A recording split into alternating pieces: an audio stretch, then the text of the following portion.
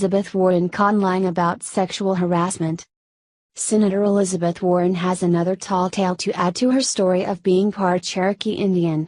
A recent story she told on national television while trying to be part of the #MeToo movement of women who experienced sexual harassment turns out to be just as fishy as her alleged Indian ancestry. Turns out, she told that same story before, and it wasn't as dastardly as she now makes it seem.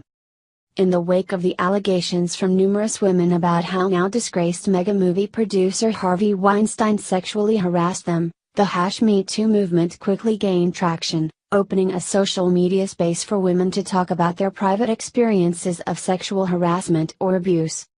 At the Conservative Tribune, site director Josh Manning caught some flack for pointing out that the #MeToo movement was liable to bring out some red herrings, women whose stories were not truly indicative of what many have suffered in the workplace, or in daily life sexual harassment and abuse.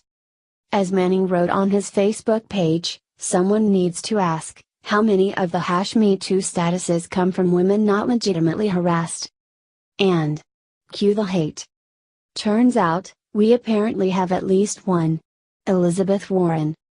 Warren appeared on Meet the Press on Sunday and told a story about an incident at the University of Houston early in her academic career, saying, "Yes, I have a Me Too story too. I was a baby law professor and so excited to have my first real teaching job. And there was this senior faculty member who, would tell dirty jokes and make comments about my appearance. And one day he asked me if I would stop by his office, which I didn't think much about. And I did. And he slammed the door and lunged for me. It was like a bad cartoon. He's chasing me around the desk, trying to get his hands on me," she said. Warren continued with the sordid tale adding, "And I kept saying, you don't want to do this. You don't want to do this. I have little children at home. Please don't do this." And trying to talk calmly. And at the same time, what was flickering through my brain is, if he gets hold of me, I'm going to punch him right in the face. After several rounds, I jumped for the door and got out. And I went back to my office and I just sat and shook. And thought, what had I done to bring this on? And I told my best friend about it. Never said a word to anyone else.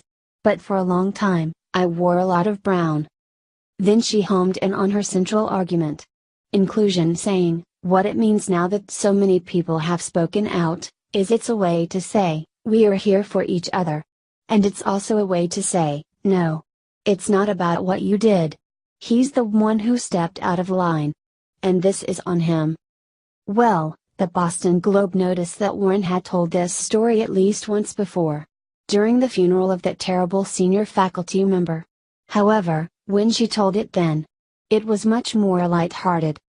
As the Globe noted, when Senator Elizabeth Warren on Sunday told a national television audience a personal story of sexual harassment from her days as a young law professor, she described a harrowing incident that left her shaken. She said that she wondered if she'd done something to deserve it and that she told no one but a close friend.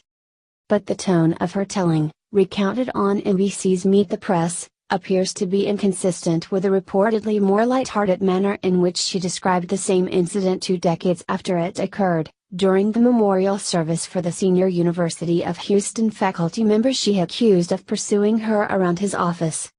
During the service after his death in 1997, Warren spoke fondly of law professor Eugene Smith and told the gathered mourners she was laughing as Smith chased her around his desk, according to a colleague's memoir.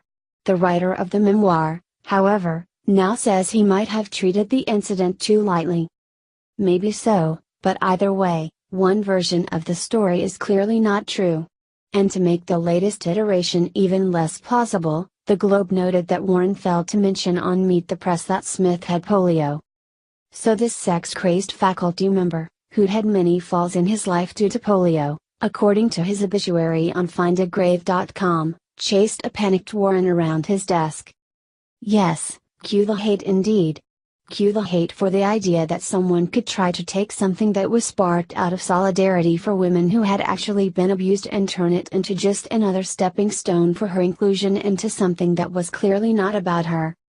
Considering Warren is a widely talked about candidate for the Democrat presidential nomination in 2020, the whole affair seems a little too suspect. She should be ashamed for trying to take away from the true experiences of women who really were harassed and abused. Just another liberal trying to jump on the bandwagon. Share this story on Facebook and Twitter, and be sure to add your thoughts on Elizabeth Warren being caught in the #MeTooLie to the comment section below.